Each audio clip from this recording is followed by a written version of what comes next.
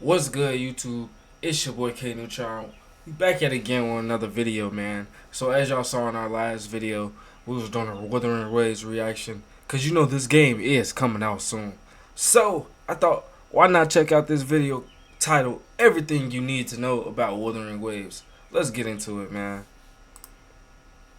The release of Wuthering Waves is close, and whether you are planning to play the game or are simply interested in an overview about what the game has to offer, this video is for you. We will cover That combat just looks buttery smooth, bro. nearly everything the game has to offer and talk about all the features present in the CBT2, all the ways to obtain pulls for your favorite characters, the ecosystem. So far I really have no clue what character I really like. I mean, it's so many to choose from. Dailies and weeklies, bosses, crafting and cooking, endgame content, the gacha system, and much more. Grab yourself a tea or coffee, this will be a long video. Well, at least for my standards. Right. Settle in and let's I think it's so cool, the echo feature, how you're able to transform into like a monster or a boss that you may see out in the open world. talk about everything Wuthering Waves has to offer. Let's do it. While you explore the overworld, you will come across various chests, puzzles, and title heritages. These are one-time rewards, which will not only grant you some asteroid, the premium currency of this game, but also these wood grain fragments. You can exchange these at the gift shop in Jinzo, sorry if I butcher that name, for various goods such as pulls, tuners, XP materials, or credits. Speaking of Jinzo, Maki from the Pioneer Association will grant you some small rewards for exploring the world. You gain progress from various activities such as visiting new areas, solving puzzles, opening like exploration missions, like little quest lines with certain NPCs. I really like that. That's pretty cool. chests, or simply doing quests.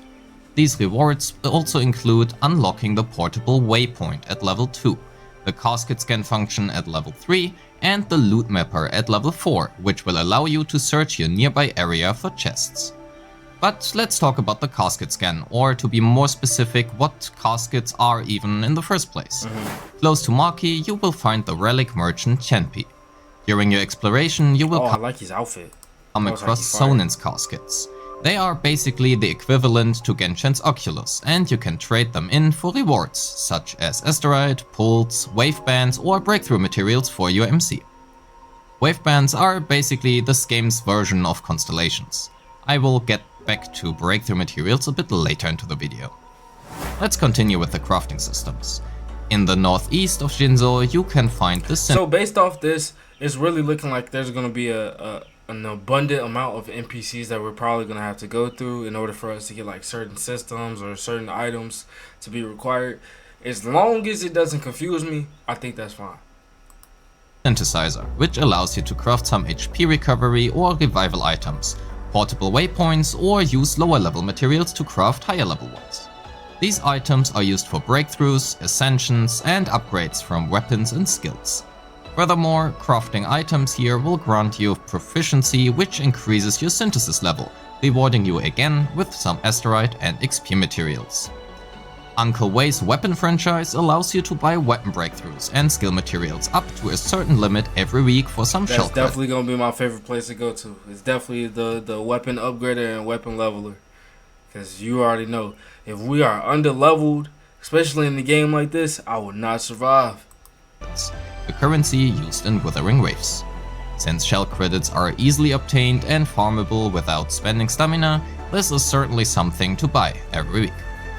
Behind Way, you can also craft yourself some weapons. However, while the 3-star weapons are easily craftable, the 4-star weapons require a high amount of materials and weapon molds, which you can either gain by defeating the Bellborn Calamity or guaranteed from the weekly boss.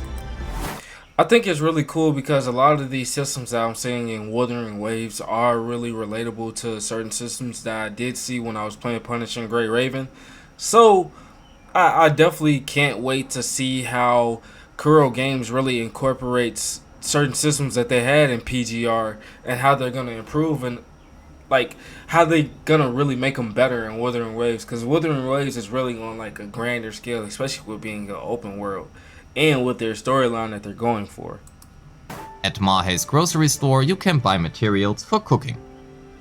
While you can farm a few in the overworld, some recipes require special items such as milk, which can only be Did he just say recipes instead of recipes? Okay. obtained here. Speaking of cooking, various recipes allow you to create buff food, and here as well we have a proficiency level, which will again reward you with new recipes and some asteroid. Hanhua, the restaurant owner here, will also sell you a few new recipes to learn. And if you are ever out of materials and feel too lazy to search and collect them yourself, Coco at the pharmacy also Damn, this is really an NPC store for everything. allows you to buy common herbs and weeds. To finish off Jinzhou, we have the simulation training, where you can spend your wave plates, which is basically your stamina, for various XP materials or shell credits, which is a great segue to wave plates. So you can hold a maximum of 240 of them, and they restore one every 6 minutes. You can either use one crystal solvent or asteroid to replenish 60 wave plates. Wave plate refreshes can be done a maximum of 6 times a day if you are using asteroid. So let's talk about all the possible ways of how you can. I will say that this game just looks so smooth, from the movement to even the combat. Like the character designs that they have on each character, I really feel like each character has its own personality. And that's not, I won't say it's super difficult, but I also won't say it's super easy to do as far as creating gaming characters and main characters. And spend them. Starting with Union level 10, you unlock the overworld bosses, such as the Crownless. You know, that tutorial boss. After defeating... I ain't gonna lie, I really feel like the Crownless, from what I've seen as far as gameplay videos, he's such a tough boss. And not gonna lie, I really don't think that he should have been a tutorial boss. I really feel like he should have been like, I don't know, further on in a story type boss. One of those, you can spend 60 wave plates to gain their respective resonator breakthrough materials, as well as their echo, either by chance or guaranteed depending on your terminal level. Bosses do respawn every 5 minutes. No way I'm getting an ad. Oh, this is definitely getting skipped. Skip. Other ways to spend your wave plates include clearing the forgery challenges for various materials, costing you 40 wave plates, or the weekly bosses, whose rewards you can only claim once a week for 60 wave plates.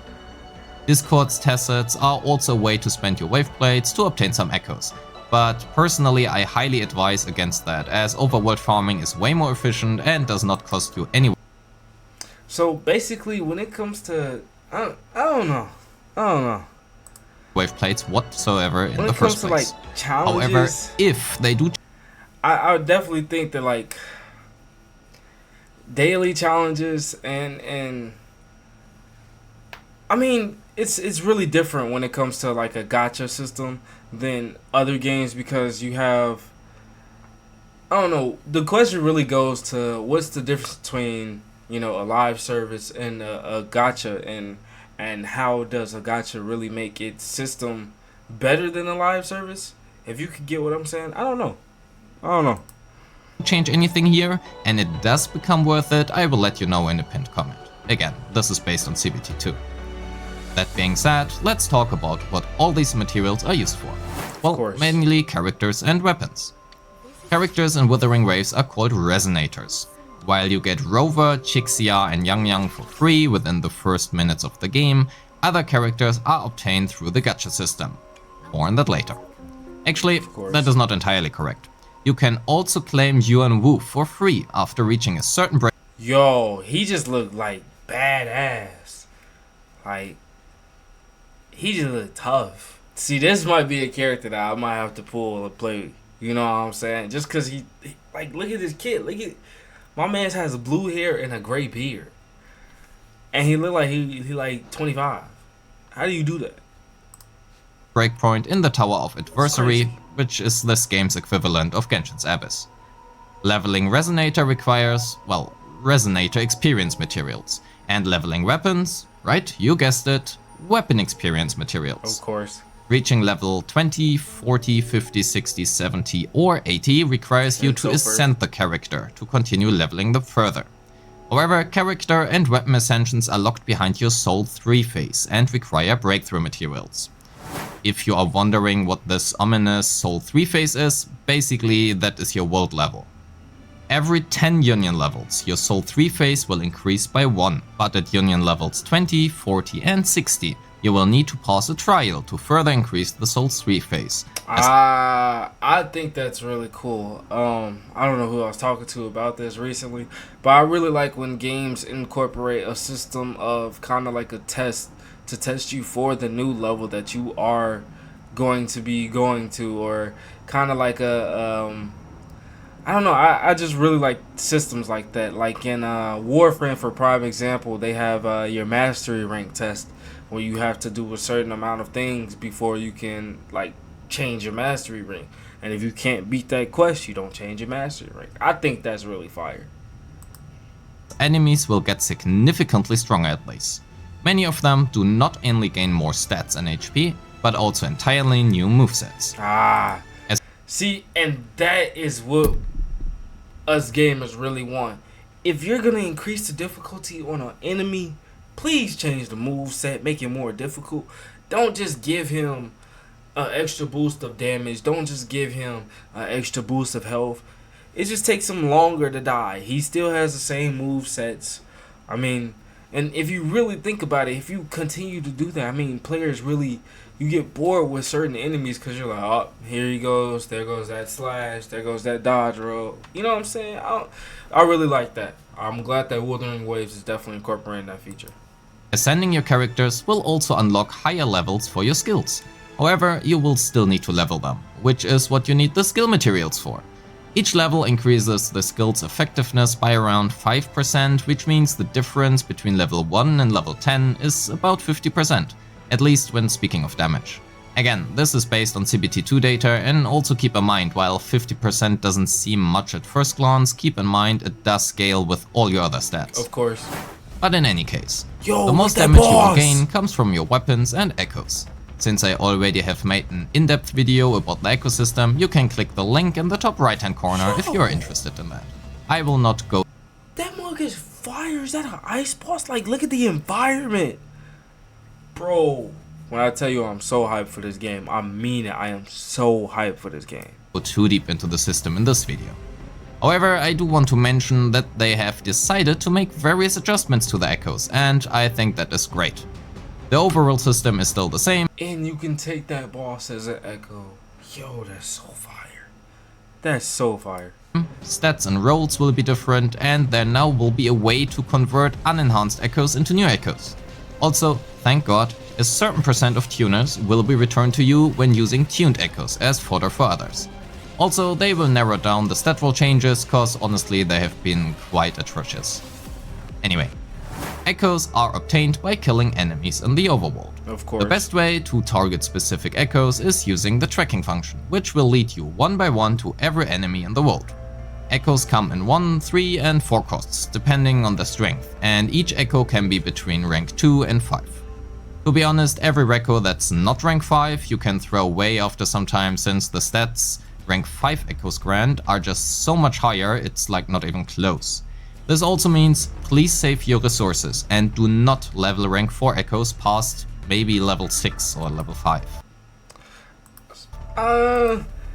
With the echo leveling system, I feel like I still need a little more detail to understand, like with the ranking. I obviously know it's between certain rankings, but just the cause it's a higher amount of crit rate, crit damage.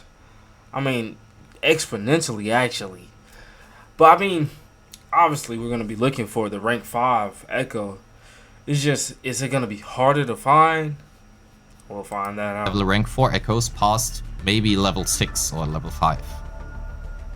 The maximum rank you can find in the overworld and reliably farm depends on your terminal level. Of course. Which you level up by finding new echoes, and you gain databank experience for each rank you find for the first time.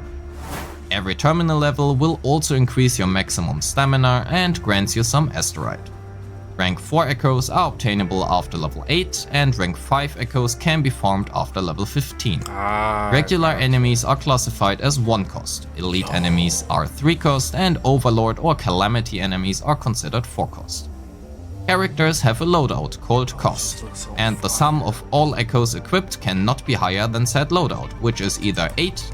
It's kind of like I don't know, like a space alien type vibe mixed with technology, mixed with I don't know, space magic. 10 it's or 12. Really hard Again, to describe the aesthetic that they're going for. I mean, cause it gives off the little crystalline type monster. I don't know how to describe the aesthetic that they're going for. Depending on your terminal level. Raising your terminal level fast is hence one, if not the most important thing to do early into the game. The echo equipped in the topmost slot of any character will grant its unique echo ability for you to use. But again, if you want to know how exactly that works, I recommend you to have a look at my in-depth echo video.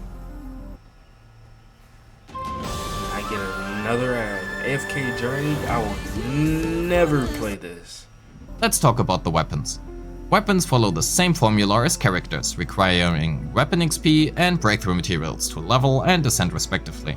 You can enhance weapon effects by offering duplicates up to a maximum of rank 5, effectively doubling the effect's strength.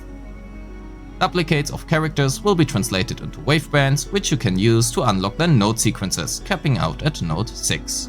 That's Which smart. brings us to the gacha system, the place where you will obtain said wave bands or Everybody's new favorite characters part. and weapons. Wuthering Waves features 4 banners: the event character banner, event weapon banner, standard character banner, and standard weapon banner. While you can still lose your 50-50 in the event character banner, which will reimburse your lost 50-50 with an additional 30 corals though, but more on that later, the only 5-star you can get on the event weapon banner is the featured weapon. On the standard banner you can only ever obtain characters, and if you want a weapon you pull on the standard weapon banner. However, the standard weapon banner lets you actually select and choose the weapon you want to, meaning you will guaranteed obtain. What's his name? Ji-Yan? Yo. Banner. However, the standard weapon banner lets you actually. He just looks sick. Like, my god literally got a blue dragon right behind him with his spear, which is probably imbued with the same magic from that blue dragon. That's fire. That's just tough. Actually select and choose the weapon you want to, meaning you will guaranteed obtain said weapon when pulling a 5-star. Otherwise, every 10 pulls you will be guaranteed at least 1 4-star regardless of the banner. Every 3-star weapon obtained will reward you with a few corals, and every 4 and 5-star character with 3 or 8 afterglow corals respectively. If you already have said characters sequence nodes maxed, you will receive more afterglow corals instead. If I remember correctly, it was like double or triple the usual amount. Okay. Corals can be exchanged. Basically, if I already have a certain character, I could be getting points from those previous characters that I already in the have. shop for up to 18 pulls per month, or various materials, and credits and afterglow corals can be exchanged for either more pulls or guaranteed wave bands of all standard characters and the featured character as well. However, they are very expensive and are, to be honest, more of a toy for whales than for the average free-to-play player. Of course. But you might be able to get a character or two after saving for a very long time. While talking about the shop, also let me get back to the union level. Here you can also claim some goodies once every 5 to 10 union levels. Nothing too major, but it is a nice touch, and a few of them also give you some pulls. I already mentioned Asteroid, the premium currency of this game before, and while very prevalent in the shop, there are other ways to obtain those, be it once, daily, weekly, bi-weekly or monthly. So let's talk about those as well. Starting with the one-timers, aside from the chests, puzzles, title heritages, redeemable shops and proficiency levels I already have mentioned earlier into the video, you can claim up to 60 per day by doing some of the various tasks in the guidebook's 60? activity. Speaking of the guidebook, once you can also claim some union experience for each task done here, as well as some asteroid and other materials or echoes after finishing each guidebook level. And this brings us to the weekly activities. Once per week and once every 2 weeks, or also once a month, you can get some asteroid and hence pulls from the various endgame activities. So let's talk about those. As of the CBT2, there are 2 endgame activities in the game. Well, technically 3. The Tower of Adversity and the Depth of Elusive Realm. The Tower of Adversity is this game's equivalent to Genshin's Abyss. Before you are able to access the repeatable, bi-weekly hazard zone, you can obtain 1800 asteroid from clearing the stable and experiment zones. Clearing any floor will reward you with deep records or drill datasets, depending on your score. It really kind of gives me off the solo leveling vibe of how Jinwoo had to go through like floor after floor of certain towers. I don't know why. I really hope it does give off that feeling, especially with the gameplay. Can trade in for various materials, shiny echoes and asteroid in the shop every 2 weeks. However, the Tower of Adversity works a little bit differently than Genshin's Abyss. Each character has a total of 10 energy. Using a character on any floor will deplete some of said energy, and if it reaches 0, said character cannot be used in further floors. This will require you to have 3 teams built for the tower, or in other words 9 characters. The second endgame activity is the Depth of Elusive Realm, which is a roguelike mode, and personally I really loved it. I thought it was extremely fun to play. In this mode you can play 1 character, and only 1 character, and you will gain various enhancements, buffs and blessings throughout your run. If you have Wait, so if you're only playing with 1 character, then that means that the character switch feature will not be on. That might make it a little tougher as far as difficulty. Ever played Honkai Impact 3rd before, this is basically the Elysian Realm, but due to the echo mechanics it feels way cooler, to be honest. The Elusive Realm will also provide you with a currency which you can trade in for various goods once a month, yet again.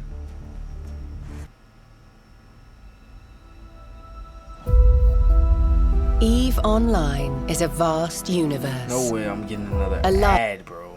And last but not least, let's also have a look at some combat tips. Some echo abilities will transform you into the respective enemy, which usually has a long animation time, rendering you unable to parry, dodge or use any other abilities. However, for most echoes you can still switch your characters, allowing you to animation cancel said echo ability, and not... But if transforming into your echo, does that give you invincibility frames? Because if so, then it may not be a problem depending on how long the animation takes. If it doesn't give you invincibility frames, now that's only dealing more damage in a shorter time frame, but also giving you back control to parry or dodge important enemies' attacks. This will especially be important when talking about the hologram bosses in Wuthering Waves, which is sort of the 3rd endgame activity I was touching on earlier.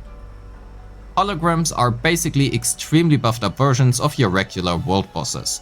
They unlock at Union level 27 and come in 6 difficulties. Each difficulty increases their stats, aggressiveness and changes their movesets, making them by far the most challenging content in the game. So you mean to tell me I get to replay against a boss that I probably would have a difficult time against? Not only once, but twice with a different moveset. 3 times with a different moveset and more aggression. 4 times, 5 times, 6. That's crazy, bro.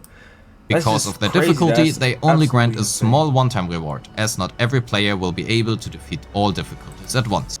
And that's the thing, because it's going to be some players that might be tryhards, and then other players may just want to play against the boss, just to be able to play against the boss because it's a gacha game.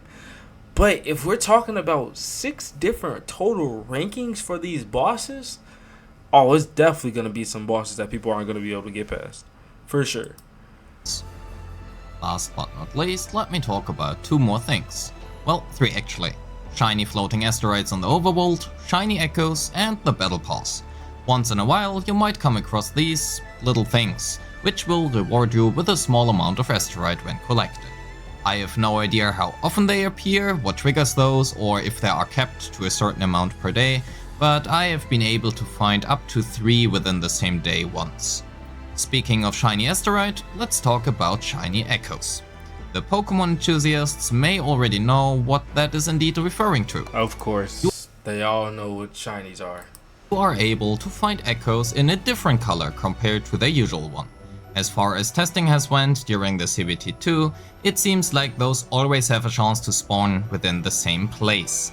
That also means they will unfortunately not be that rare, but for all collectors, go out there, go for it. It is a cool little feature and you have a chance to getting a shiny once per day. I think I might get a shiny. I don't know. We're gonna have to see. We're definitely Regarding the gonna battle have to see. pass, there's honestly nothing special about it. It is very similar to all the Regular other gacha battle games I've passes in the played, other be it Genshin, HSR, Honkai Impact 3rd or Reverse 1999. If you think I've missed anything, please let me know in the comments. So, that has been everything and a lot. And if you sticked up until the end, I want to thank you for your time and hope this video was of help. Please. That video was definitely helped, man. I definitely know way more than I thought I did about Wuthering Waves. This game has a lot of really cool systems. I definitely can't wait for it to come out. We are so close from a release date. Don't forget to like, comment, subscribe. Check your boy out at Twitch at KNeutron. You know we're going to be streaming damn near every day. It's your boy KNeutron. We out, man. Let's get it.